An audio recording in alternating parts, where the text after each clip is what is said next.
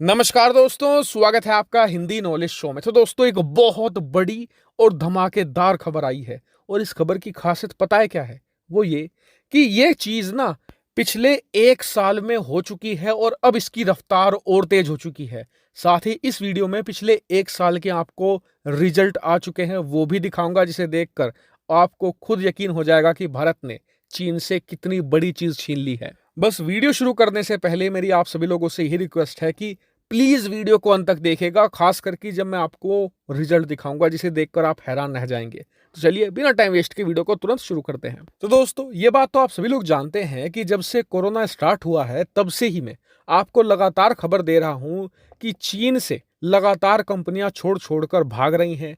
कोई वियतनाम जाती है, इंडोनेशिया जाती हैं और भारत भी आती हैं। लेकिन आपने देखा होगा कि पिछले 6 महीनों से ये चीजें कम हुई हैं।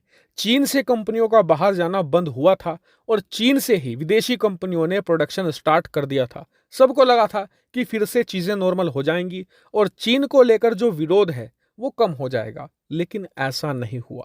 पिछले 3 महीनों के अंदर चीन में कोरोना वायरस धीरे धीरे बढ़ने लगा और पिछला पूरा महीना तो ऐसा रहा कि चीन के अंदर जो इंडस्ट्रियल एक्टिविटी थी वो पूरी तरीके से कोलैप्स कर गई, बिल्कुल ठप पड़ गई। चीन के जो बड़े बड़े शहर थे, शंघाई, बीजिंग, शेंझेन, गुआंगडोंग, ये सभी के सभी पूरी तरीके से सील बंद थे। अब आप में से भी कई लोग व्यापारी होंगे, भले ही छोटे हों बड़े हों।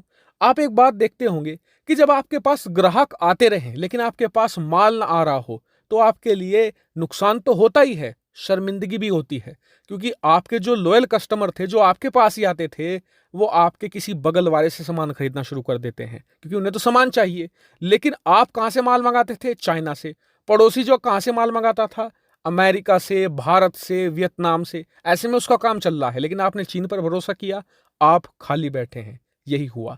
तमाम व्यापारी जो चीन से बाहर नहीं निकले थे उन्हें भयंकर नुकसान तो हुआ ही हुआ, साथ ही उनके परमानेंट ग्राहक भी छीनने लगे। और इसीलिए पिछले कुछ दिनों से चीन से कंपनियों का बाहर जाना और रफ्तार पकड़ चुका है। स्क्रीन पर आप देखिए। और अच्छी बात यह है कि इनमें से मैक्सिमम कंपनियां भारत आ रही हैं, खास करके टेक्सटाइल इंडस्ट्री, क्योंकि ज्यादातर टेक्सटाइल कंपनियां ही चीन से बाहर नहीं गई थी, अब वो भी लगातार बाहर जा रही हैं। और आपको बता दूं कि चीन दुनिया में टॉप पर है टेक्सटाइल के मामले में, लेकिन अब भारत उसकी गद्दी छीन रहा है। मैं आपको सबूत दिखाता हूं। आप लोग जरा स्क्रीन पर नजर डालिए। भारत के जो टेक्सटाइल एक्सपोर्ट हैं पिछले 1 साल में, वो 44.4 अरब डॉलर रहे हैं। जी हाँ, और ये इतिहास में सर्वोच्चतम स्थान पर है।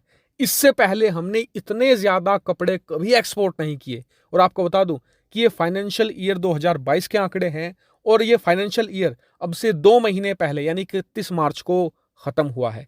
31 मार्च तक हमने 44 अरब डॉलर के कपड़े बेचे हैं दुनिया भर में। और इसका सबसे बड़ा कारण ये बताया जा रहा है कि बहुत सारी जो टेक्सटाइल कंपनियां थी चाइना की, उन्होंने तेजी से भारत में शिफ्ट करी हैं अपनी फैक्ट्रियां। वो भारत में मैन्युफैक्चरिंग कर रही है, खास करके तमिलनाडु राज्य में तो टेक्सटाइल हब बन चुका है। ऐसे में ये भारत के लिए एक बहुत बड़ी जीत है, क्योंकि टेक्सटाइल इंडस्ट्री बहुत ज्यादा बड़ी है और भविष्य में ये और ज्यादा बड़ी होने जा रही है। और सबसे अच्छी बात मुझे ये लगी कि जो मैंने आपको रिजल्ट दिखाए ना एक्सपोर्ट के, ये 2 महीने पहले के हैं। पिछले 2 महीनों में तो 3-4 गुना रफ्तार बढ़ चुकी है चीन से उठकर भारत आने वाली कंपनियों की। तो ऐसे में अगले साल का आंकड़ा जब मैं आपको अगले साल दिखाऊंगा ना, तो आप यकीन मानिए हैरान होने वाले हैं। भारत के जो एक्सपोर्ट होंगे वो रिकॉर्ड तोड़ हो चुके होंगे, सिर्फ टेक्सटाइल के मामले में ही। हालांकि इस पूरे मामले पर आपका क्या मानना है कमेंट करके जरूर बताएगा। फिलहाल इस वीडियो में इतना ही। Thank you very much for watching video.